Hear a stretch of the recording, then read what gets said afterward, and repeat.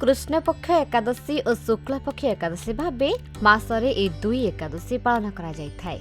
मार्गशीर मासर कृष्णपक्ष एकादशी को वर्षर प्रथम एकादशी भावे विवेचना करा जाय। सेभଳି कार्तिक मासर शुक्लपक्ष एकादशी को वर्षर शेष एकादशी भावे पालन करा जाय। एही 24 एकादशी पालन कले व्यक्ति महाविष्णु जेउठारे नित्य विचरण करती सेठारे स्थान पाए बोली विश्वास रही। एही क्रमरे मार्गशीर मास को धार्मिक दृष्टिकोण सनातनी माने वर्षर प्रथम मास बोली विवेचना करती। कारण श्रीमद् भगवद गीतारे भगवान कहिसंती मासाणां मार्गशीर अहं, अर्थात मास मानक मध्यरे से निजको मार्गशीर मास बोली अभिहित करिसंती। एणु धर्मीय विचारधारा रे एही मास को वर्षर प्रथम मास बोली मान्यता प्रदान करा जायछि। तेणु मार्गशीर मासर कृष्णपक्ष एकादशी तिथि वर्षर प्रथम एकादशी। एही एकादशी को उत्पन्न एकादशी बोली विभिन्न शास्त्र और पुराण रे वर्णित करा जायछि। भगवान विष्णु देवतांक उपरे अत्याचार करुथिबा मूर नामक राक्षसर निधन पाई निज शरीररू जणे तेजस्वी कन्या को उत्पन्न करथिले। एही तेजदीप्त कन्या एकादशी दिन मूर असुर को बद्ध करिबारु भगवान प्रसन्न होई एही एकादशी नाम उत्पन्न एकादशी बोली धार्य करी उपरोक्त घटनाटी को स्मरणीय और पवित्र करथिले। जोमने एकादशी व्रत प्रथम थर आरंभ करिथांती सेमानक पई उत्पन्न एकादशी गुरुत्वपूर्ण। साधारणतः एकादशी व्रत आरंभ करुथिबा व्यक्ति एही एकादशी को ही व्रत आरंभ करिथाय। एही मासर परवर्ती अर्थात शुक्लपक्ष एकादशी को मोक्षदा एकादशी बा गोमती एकादशी बोली मध्य कहा जायथाय। ए दिनटी को गीता जयंती भावे मध्य पालन करा जाय। शुक्ल पक्षर एकादशी होछि अज्ञाननाशिनी। ए दिन भगवान श्रीकृष्ण निज प्रिय बंधु अर्जुन को गीता ज्ञान प्रदान करथिले। उत्पन्न एकादशी महात्म्य। युधिष्ठिर कहिले, हे देव, गणचंद्र बा ग्रहायणर पुण्यप्रदा कृष्ण एकादशी काहेकि उत्पन्न एकादशी नाम कथित हैला एवं केउथिपाई से पवित्र और देवगणकर प्रिय यह जानिबाकू कौतूहल जानुअछि। आपण कृपापूर्वक यह वर्णना करंतु। श्री भगवान कहिले, हे पार्थ, पूर्व काल सत्ययुगरे मूर नामक एक दानव बा असुर थिला। से अति अद्भुत आकृति विशिष्ट और कुटिल स्वभाव संपन्न और देवता मानक प्रति भीतिप्रद थिला। युद्धरे देवता वृंद और स्वर्गर राजा इंद्र पर्यंत समस्तଙ୍କୁ से पराजित करिथिला। जम सदृश से दुरात्मा असुर स्वर्गर देवता मानकु विताड़ित करिथिला। एणु सेमाने मर्त्यलोकरे विचरण करुथिले। सर्वदा संकित चित्त और भय विहुल इंद्र प्रमुख देवगण मिसी सेतेबेले महेश्वरଙ୍କ निकटକୁ गमन पूर्वक निज निजर समस्त दुख निवेदन कले। इंद्र कहिले, हे महेश्वर, देवगण मूर कर्तुक विताड़ित होई स्वर्ग परित्याग करी मर्त्यलोकरे आश्रय ग्रहण करिसंती। आपण आंभमानकर दुख निवारणर उपाय निर्धारण करंतु। महादेव कहिले, हे स्वर्गराज इंद्र, जेउठारे शरण्य जगन्नाथ गरुड़ध्वज नारायण विराजमान करिसंती सेठाको गमन कर। से आश्रित गणक त्राणकर्ता। से निश्चय तुम्हानकर रक्षार उपाय किछि करिवे। श्रीकृष्ण युधिष्ठिरଙ୍କୁ कहिले, हे राजा, महादेवंकर कथा शुणी महामती इंद्र देवतागणक सहित क्षीर समुद्र तीर को गमन कले। जल मध्य प्रसुप्त गदाधरଙ୍କୁ दर्शन करी से कृतांजलि पुटरे तांकर स्तव करबाकू लागिले। स्तुति माध्यमरे निजर दैन्य और दुखर कारण निवेदन कले। इंद्रଙ୍କ कथा श्रवण करी नारायण कहिले, हे इंद्र, से मूर असुर की प्रकार अटे, तार बलवीर्य शक्ति मध्य की प्रकार अटे, से सब विषय मते कहंतु। इंद्र कहिले, हे देवेश, पूर्व काल रे ब्रह्मवंश रे तालजंघा नामक एक अति पराक्रमशाली असुर थिला।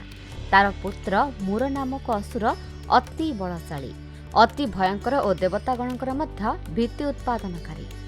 से चंद्रावती नामक एक पुरी रे बास करे।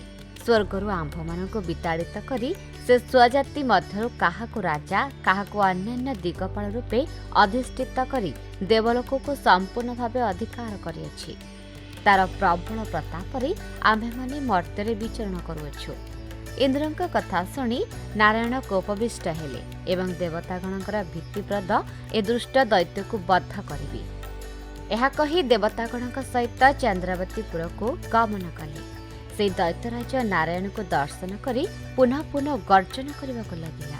युद्धरे देवतागण परास्त होई 10 दिग को पलायन कले। सेतेबेले युद्ध क्षेत्र रे नारायण को एकाकी रहिवार देखि से असुर ठिया हुआ कहबाको लागिला। भगवान मध्य क्रोधरे आरक्त लोचन होई कहिले, हे दुराचार असुर, मोर बाहुबल देख। यह कही असुर पक्षरु समस्त योद्धागण को दिव्य बाण द्वारा निहत करबाको लागिले।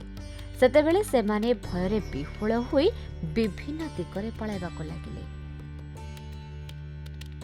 श्रीकृष्ण कहिले, हे युधिष्ठिर, से समय रे नारायण दैत्यर सैन्य मानक मध्य को सुदर्शन निक्षेप कले।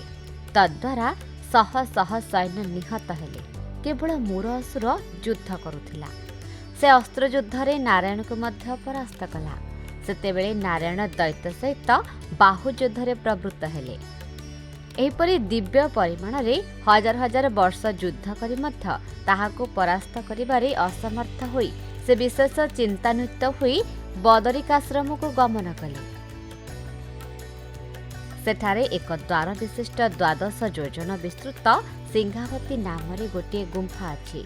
भगवान विष्णु से गुंफा मध्यरे शयन कले।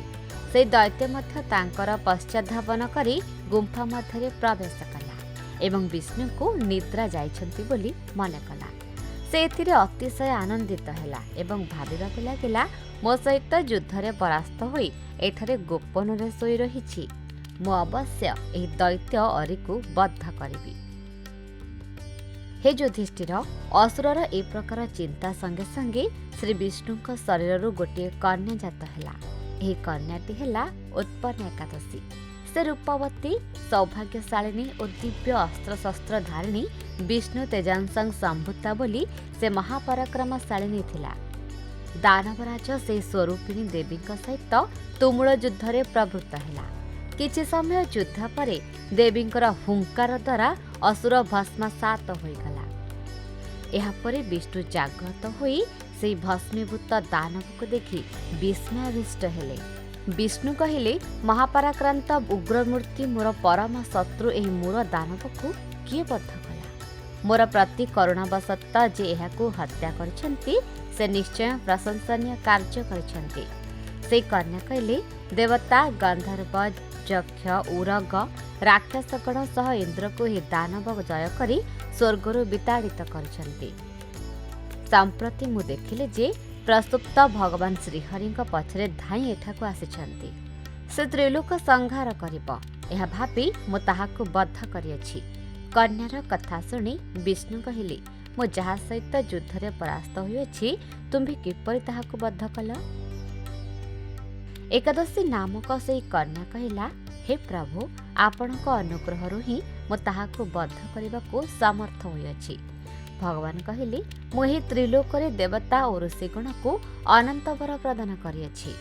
हे भद्रे, तुमे मध्य तुमर मन मुताबक वर प्रार्थना कर। ताहा सुरगणक पक्षे दुर्लभ हेले मध्य मु तुमको प्रदान करिबि। एथिरे कोनोसे संदेह नाही। श्री एकादशी कहिले, हे जनार्दन, आपण जदि मो प्रति संतुष्ट होइछन्ति ताहाले त्रिसत्य प्रतिज्ञा करंतु, मु निश्चय वर प्रार्थना करिबि। भगवान कहिले, तुम निकटरे त्रिसत्य करुछे जे प्रार्थित वर अवश्य तुमको प्रदान करिबि। एथिरे किछि अन्यथा हेब नाही। एकादशी कहिले, हे देवेश, त्रिभुवन मध्यरे चतुर्युग व्यापी समस्त तीर्थस्थान रे मोर वैशिष्ट एपरि स्थापन करंतु जद्वारा मो सर्वप्रधान, सर्वविघ्न विनाशिनी और सर्वदायिनी रूपे आपणक अनुग्रहरु परम पूज्य होई पारे। हे जनार्दन, आपणक प्रति भक्तिवशत जो माने श्रद्धा सहकारे मोर अर्थात उत्पन्न एकादशीर उपवास करिवे सेमानंकर सर्वसिद्धि लाभ हेब। एही वर प्रदान करंतु, ताहेले ही मो संतुष्ट हेबी। जो व्यक्ति निरन उपवास किंबा नक्त एक भुक्त रूपक व्रत पालन करिवे ताहांकर धन, धर्म और मोक्ष लाभ हेब। एही वर मध्य प्रदान करंतु। विष्णु कहिले, हे कल्याणी, तुमे जो वर प्रार्थना करियछ तुमर व्रत पालनकारी से समस्त ही लाभ हेब। तुमे तार सकल मनोकामना पूर्ण करिब, एथिरे संशय नहीं। एकादशी कहिले, हे प्रभु, ए जगत रे जो माने मोर भक्त एवं जो माने कार्तिकर भक्त अर्थात कार्तिक व्रतकारी से माने त्रिलोकरे चतुर्युग व्यापी विख्यात हुअन्तु। श्री भगवान कहिले, तुमको मु मोर शक्ति बोली मने करे, तेणु तुमर व्रत आचरणकारी समस्ते मोर पूजा करिवे। एहा फଳରେ ସେମାନେ मोक्ष प्राप्ति हेबे। तृतीया, अष्टमी, नवमी, चतुर्दशी एवं विशेषतः एकादशी तिथि हरिप्रिया नाम विख्यात। तुमे व्रत पालनकारीर शत्रु विनाश, परमागति दान एवं सर्वसिद्धि स्वर प्रदान करने को समर्थ हेब।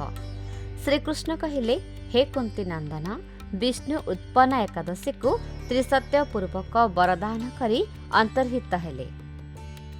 समस्त व्रतकारी दिवारात्रि भक्ति परायण होई एही उत्पन्न एकादशी उत्पत्तिर कथा श्रवण करिवे। आम धर्म, संस्कृति और परंपरा विषय अधिक जानिबा पाई देखुथांतु भक्ति ओडिशा आध्यात्मिकतार